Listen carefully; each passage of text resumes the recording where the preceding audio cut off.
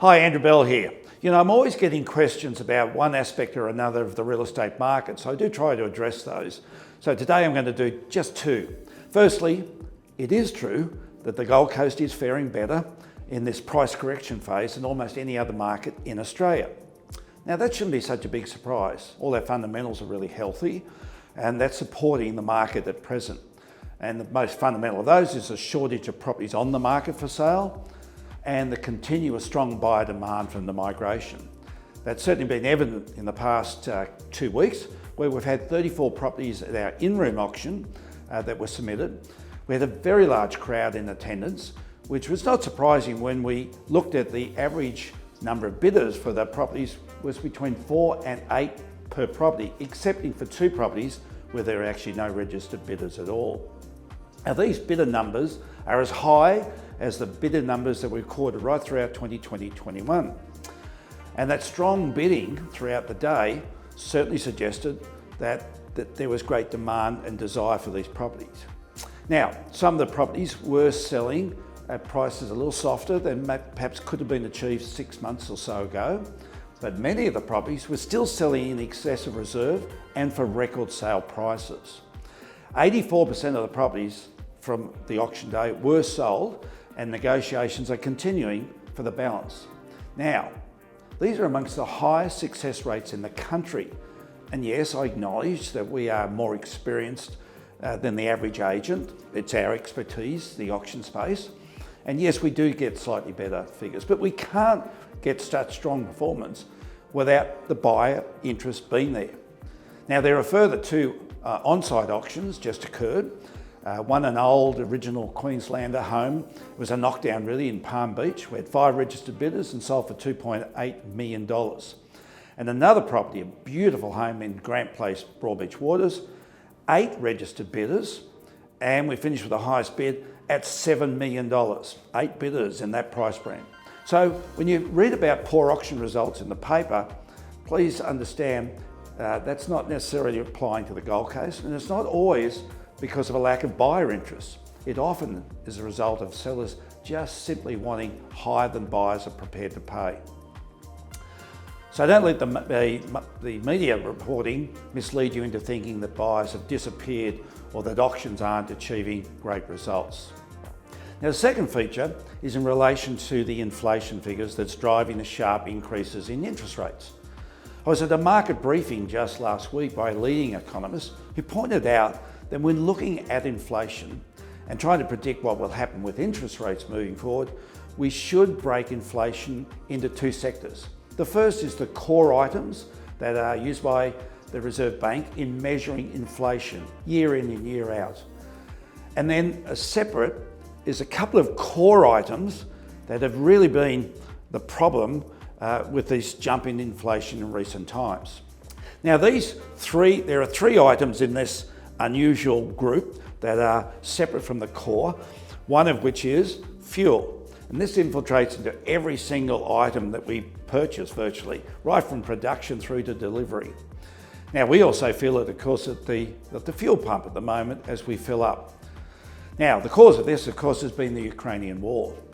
Now how long these prices stay high depends on what happens with that war, or how long before other oil producers ramp up their production to offset the shortfall that's coming through.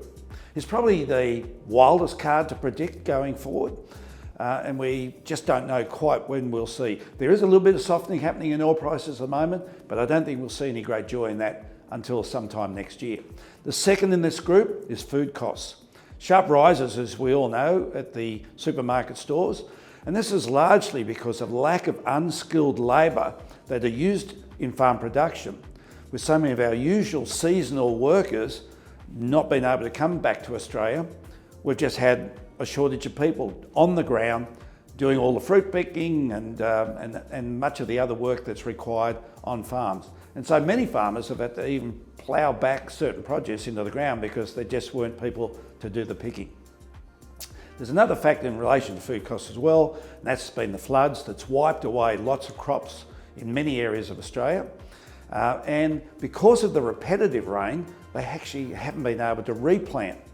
But we're just starting to see more of that planning happening now. It'll take a little bit longer before we see those come to the stage of being able to be picked. But we should see as we move into the second half of this year some reduction in those costs of food. And the last component of these unique circumstances has been building materials. Now this is a worldwide problem, with demand for all forms of building material having been going through the roof right throughout the world indeed. And so there was a problem with production, but that's been picking up. And then there's been supply chain issues, shipping and a whole range of other factors. Now the good news on this front is that manufacturers have been investing over the last 18 months into higher production capabilities, and the supply chains are also, as I say, getting back to normal. Something we'll probably not really be able to measure properly until the later part of this year. So looking at these two separate items, core inflation is really around about 2%. But because of these other three items I've just touched on, they've driven inflation up to around 7%. And of course, as a result, interest rates have gone up. So with some of those three factors starting to improve, we can expect to see some easing on the pressure for interest rate rises as we move into next year. So yes, expect some more interest rate rises this year, but let's watch those inflation figures to see what might in fact happen next year, where there is some forward prediction we'll see interest rates come down next year. Last thing I want to touch on this fortnight is I want to thank so many of you who are really so generous in the support of my CEO sleepout. I can't tell you, it was just the coldest night I've ever experienced in these sleep hours.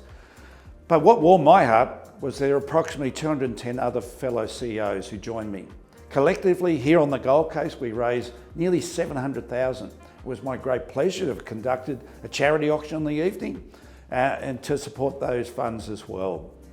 It's been a very, very cold winter. So thank you very much for supporting our homelessness. It shows what a caring and loving society we truly do have.